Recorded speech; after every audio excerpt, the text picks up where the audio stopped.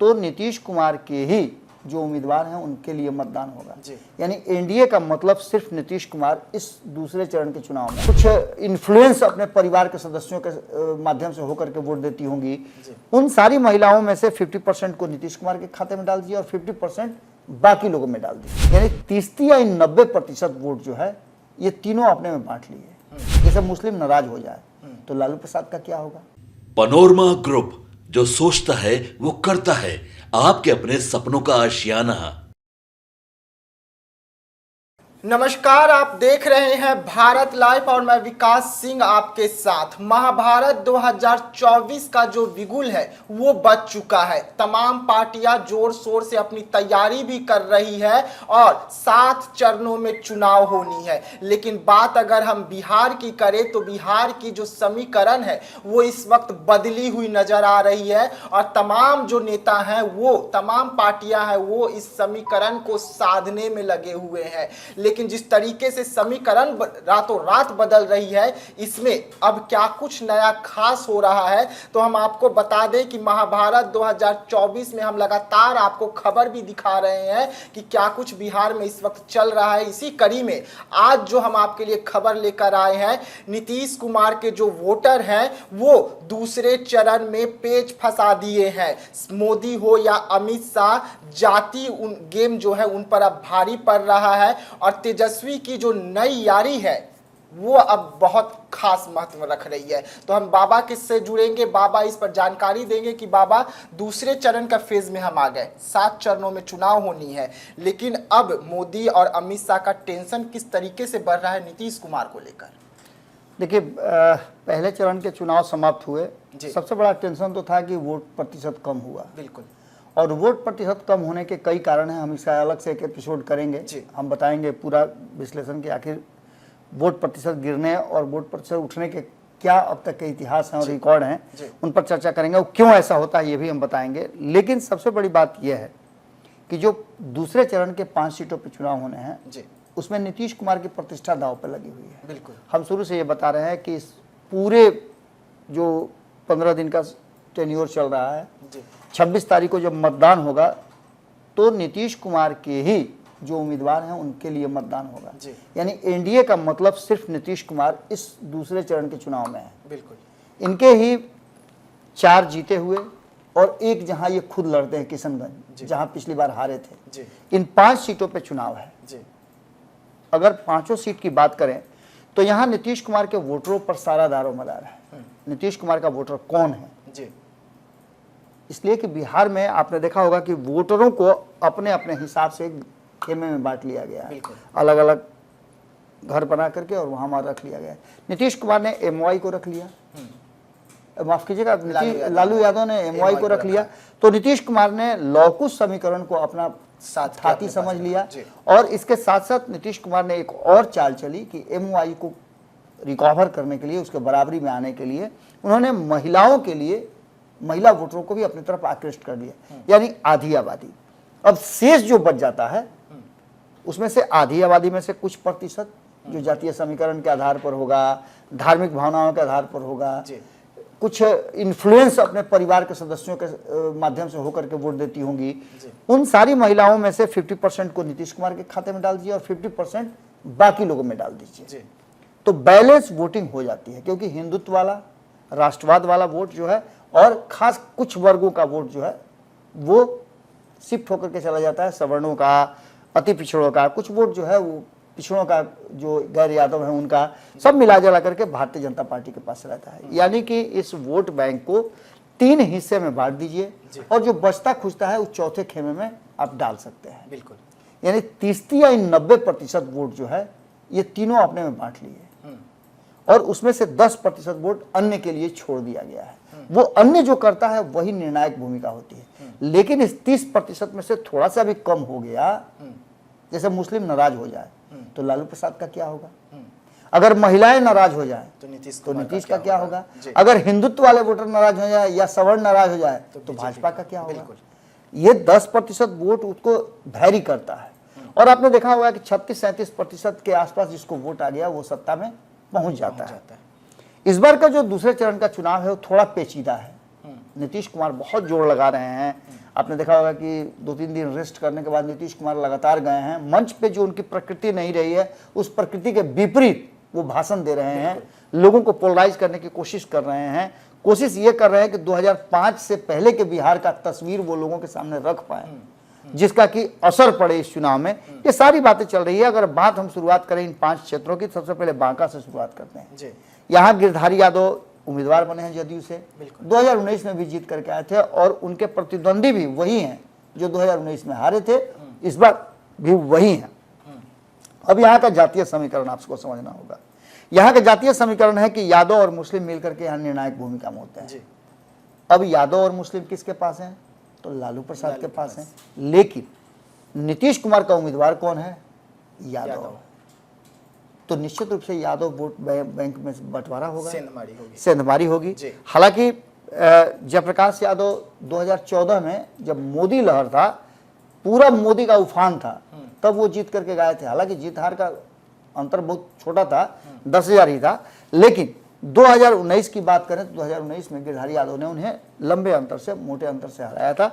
इस बार 2024 में दोनों फिर आमने सामने हैं और कहा यह जा रहा है कि गिरधारी यादव का जो व्यवहार है, कुछ उनके वीडियो क्लिप्स हैं जो वहां प्रभावित कर रहे हैं। लेकिन इन सब के बावजूद यहाँ 1 लाख कोयरी, 80,000 कुर्मी और बाकी के अन्य लोग, जिसमें दलित भी हैं, महादलित हैं, सवर्ण हैं, ये निर्णायक भूमिका में रहते हैं। अगर यादवों के वोट में से 3 लाख में से अगर 40% भी काट लेते हैं गिरधारी यादव, 30% भी काट लेते हैं, तो उनकी जीत की गारंटी हो जाएगी। लेकिन अंतर तो यही पड़ रहा है कि नीतीश कुमार के साथ कोयरी और कुर्मी है कि नहीं है, एक सबसे बड़ा सवाल है। लगातार आपने देखा होगा कि नया समीकरण गढ़ रहे हैं लालू प्रसाद यादव। इसके अलावा अगर हम बात करें पूर्णिया की, तो पूर्णिया में बहुत कुछ कहने सुनने को रह नहीं गया है। पूर्णिया में जनता दल यूनाइटेड का पेच फंसा हुआ है त्रिकोणीय मुकाबले में। अगर बीमा भारती होती तो जीत आसान कहा जा सकता था।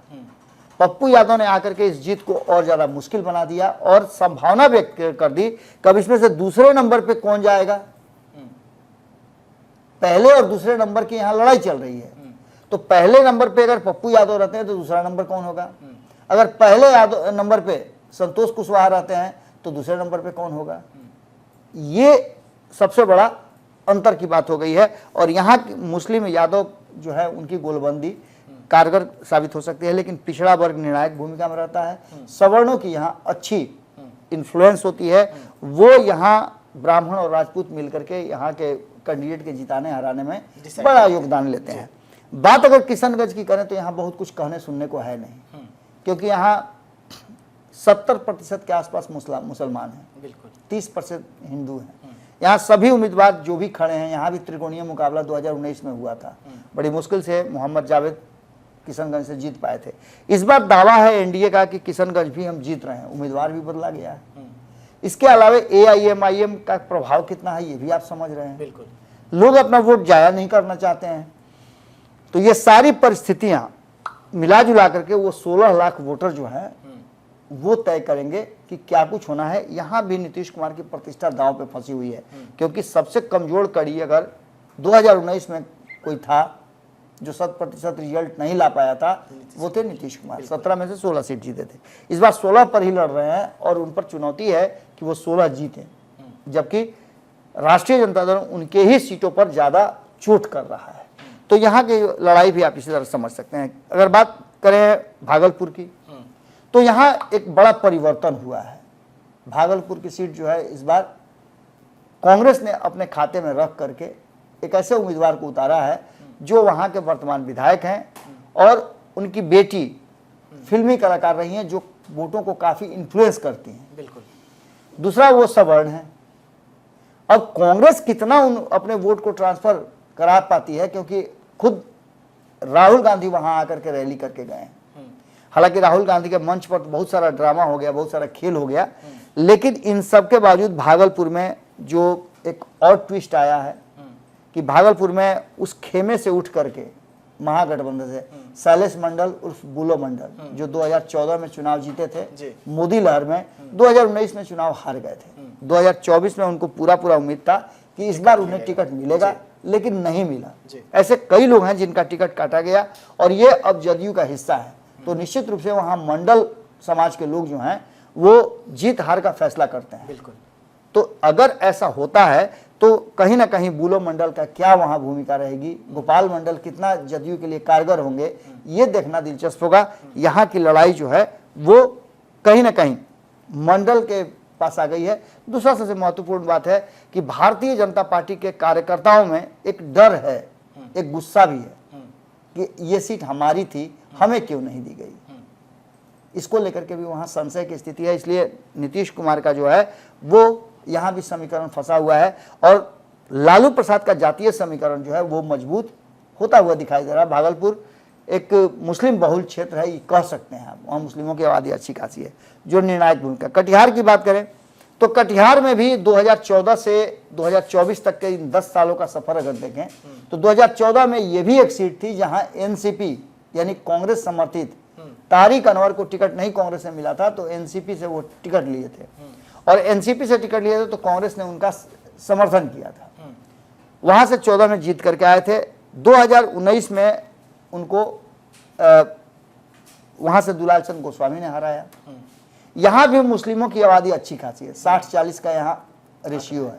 लेकिन दुलाल चंद गोस्वामी के साथ सबसे बड़ी बात यह है कि उनके साथ मुस्लिम समाज के लोग भी बड़ी माने बिना किसी लाव लपेट के जुड़े हुए हैं। उसके पीछे कारण है कि उनका जमीनी नेता होना, लोगों के साथ व्यक्तिगत रिश्ता बनाए रखना, लोगों के साथ जुड़ाव, ये सारी चीजें कहीं ना कहीं इस बात का फैक्टर होती है। और 50% जो है यहाँ पर मुस्लिम और यादव है। एक और एंगल बनता है उनका कि उनका रिश्ता जो है वो यादव समाज से है, तो उसका भी एक उनको फायदा मिलता है। यानी कि यहाँ दुलाल चंद वर्सेस तारिक अनवर का जो लड़ाई है, इस लड़ाई में तारिक अनवर भले ही 5 बार के सांसद रहे हों वहाँ के, लेकिन दुलाल चंद गोस्वामी यहाँ पर थोड़ा सा स्थिति ठीक नजर आ रही है। यानी कि आप सीधी तौर पर मान के चलिए कि जातीय समीकरण कहीं ना कहीं हावी तो जरूर है, नीतीश कुमार का पेच तो जरूर फंसा हुआ है। और यही कारण है कि नरेंद्र मोदी खुद तो आए ही, आ भी रहे हैं 24 तारीख को, जिस दिन वोटिंग है उसी दिन आ रहे हैं। निश्चित रूप से उनके आने का असर तो पड़ेगा ही पड़ेगा। लेकिन इन सब के बावजूद शाह और मोदी पर जिस तरह से जाति हावी है, गेम चेंजर के रूप में कहीं ना कहीं अमित शाह बिहार दौरा शुरू किए हैं। और देखना दिलचस्प होगा कि 5 सीटों पर जब मतदान होता है 26 तारीख तक, लोगों को क्या रुझान क्या रहता है और लोग किस आधार पर वोट करते हैं। जी हाँ, तो बाबा को सुन रहे थे। बाबा आपको एक एक सीट के बारे में समझा रहे थे कि वहां पर इस वक्त क्या जातीय समीकरण है। जिस तरीके से महाभारत 2024 का बिगुल बजा है और तमाम जो नेता हैं वो तैयारी कर रहे हैं, उसमें नीतीश कुमार की जो प्रतिष्ठा है वो दांव पर लगी है। क्योंकि अगर एनडीए की बात करें तो एनडीए में इस वक्त सबसे कमजोर कड़ी नीतीश कुमार साबित हो रहे हैं। वो ऐसे में देखने वाली बात होगी कि ये 5 सीट पर जहां पर इस वक्त चुनाव होनी है, वहां नीतीश कुमार क्या कुछ रणनीति अपनाते हैं, बीजेपी क्या कुछ रणनीति अपनाकर नीतीश कुमार को बचाने का कोशिश करती है। लेकिन दूसरे चरण के वोटिंग से ठीक पहले नीतीश कुमार के जो खास माने जाते थे वोटर, वो नीतीश कुमार को कहीं गच्चा न दे दे। तो ऐसे तमाम खबरों के लिए आप बने रहिएगा हमारे साथ। दीजिएगा इजाजत, धन्यवाद। पनोरमा ग्रुप, जो सोचता है वो करता है। अगर ये वीडियो पसंद आई और वह बिहार के राजनीति और बिहारियत से सरोकार रखेनी तो सब्सक्राइब बटन दबा के चैनल के सब्सक्राइब कर ली। ओजे एगो घंटी बा, ओकरा बटन दबा देला से कुल सटीक और मारक खबर रुआ मुफ्त में मिल जाई। अगर रुआ पत्रकारिता के हमनी के नया प्रयोग में सहयोग कर चाहतानी तो ज्वाइन बटन दबा दी। पेटीएम नंबर नोट कर ली 9386816700। धन्यवाद।